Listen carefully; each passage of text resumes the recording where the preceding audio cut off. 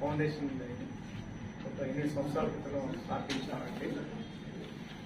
లత అంటే మా శ్రీమతి, ఆవిడ పేరు మీద రాజా అంటే నా పేరు, లతా రాజా ఫౌండేషన్ అని ప్రారంభించి మేము సమాజ సేవ చేసే వాళ్ళని సేవాధార్మిక అవార్డ్స్ అని ప్రజెంట్ చేస్తున్నాము 7 సంవత్సరాలుగా.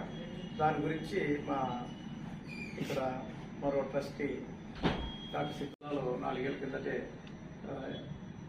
కవర్ చేశాము విశాఖపట్నం.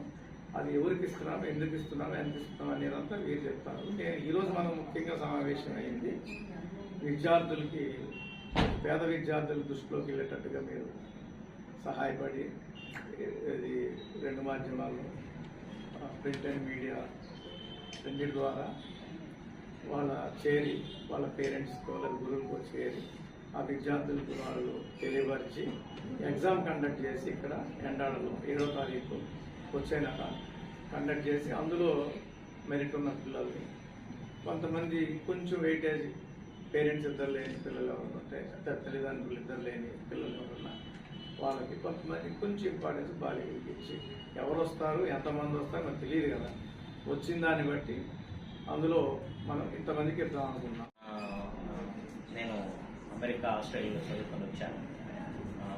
పేద ప్రజల కోసమే సర్వీస్ చేయడానికే వచ్చాను కాబట్టి అందులో మెంబర్ అయ్యాను.